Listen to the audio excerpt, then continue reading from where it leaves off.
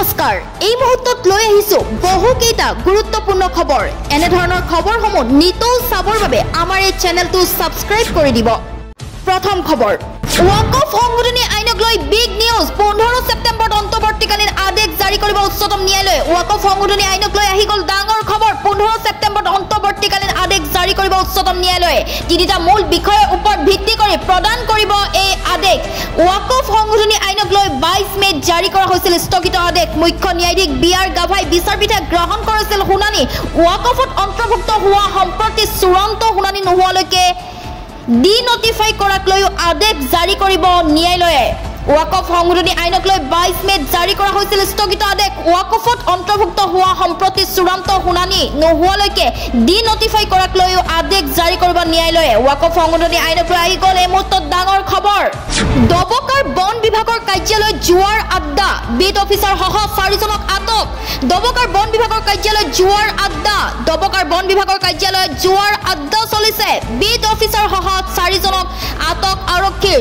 দবকাৰ জাব্ৰাখোৱা উপ বন সংমণ্ডলৰ কাৰ্যালয়ত আৰক্ষীয়ে চলাইছিল অভিযান জুৱাৰ আড্ডা চলি থকাৰ সময়ত অভিযান আৰক্ষীৰ অভিযানত আটক বিট অফিচাৰ মুকুতা বৰ্মন সহ 3 জুৱাৰীক নগদ ধন সহ জব্দ কৰে বহু সামগ্ৰী এখন বিলাসী বাহন হুজাই আৰক্ষী অধীক্ষকৰ নিৰ্দেশত আৰক্ষীৰ বিশেষ দলে চলাইছিল অভিযান বৰ্তমান দবকা থানাত জেৰা চলোৱা হৈছে বিট অফিচাৰ মুকুতা বৰ্মন সহ আন 3 জনক Google pay Paytm phone pay ব্যৱহাৰকাৰীৰ বাবে ডাঙৰ খবৰ 15 সেপ্টেম্বৰৰ পৰা ইউপিআই লেনদেনত হলনি হ'ব বহুকেইটা নিয়ম Google pay Paytm phone pay ব্যৱহাৰকাৰীৰ বাবে আহি গৈছে ডাঙৰ খবৰ 15 সেপ্টেম্বৰৰ পৰা ইউপিআই লেনদেনত হলনি হ'ব বহুকেইটা নিয়ম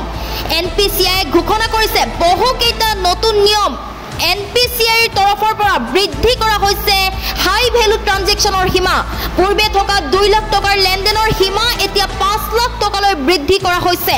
ৰেলৱে এয়াৰলাইন আদিৰ ভ্ৰমণৰ ক্ষেত্ৰতো বৃদ্ধি কৰা হৈছে লেনদেনৰ সীমা নতুন নিয়ম অনুসৰি একেবাৰে 5 লাখ টকা পৰ্যন্ত লেনদেন কৰিব পাৰিব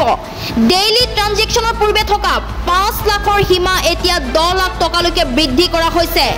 এতিয়াৰে পৰা ধনৰ লেনদেনৰ সময়ত ধন লাভ কৰা একাউণ্টৰ গৰাকীৰ প্ৰকৃত নাম উপলব্ধ হ'ব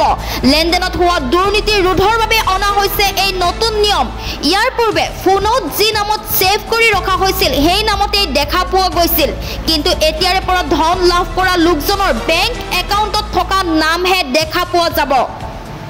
বিপিএফে মুকলি কৰিলে নিৰ্বাচনী ইস্তাহাৰ বিপিএফ প্ৰধান হাগ্ৰামা মহিলাৰে মুকলি কৰিলে নিৰ্বাচনী ইস্তাহাৰ 98টাকৈ প্ৰতিশ্ৰুতিৰে প্ৰকাশ নিৰ্বাচনী ইস্তাহাৰ বিটিচিৰ ৰাইজৰ বাবে বৃহৎ প্ৰতিশ্ৰুতি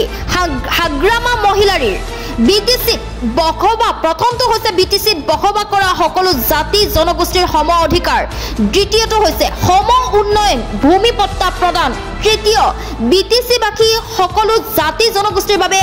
অতিথিশালা নিৰ্মাণৰ ব্যৱস্থা কৰা চতুৰ্থ ভিচিডিসি নিৰ্বাচনত মহিলাৰ বাবে 50% আসন সংৰক্ষণ সুনিশ্চিত কৰা পঞ্চম ওদালগুৰিত মিনি বিটিচি সচিবালয় স্থাপনৰ ব্যৱস্থা কৰাকে ধৰি মুঠ 98টাকৈ প্ৰতিশ্ৰুতিৰে নিৰ্বাচনী ইস্তাহাৰ মুকলি কৰিলে হাগ্ৰামা মহিলাৰীয়ে দেশত নিযুক্তি দিয়া হল প্ৰথম গৰাকী এআই মন্ত্ৰী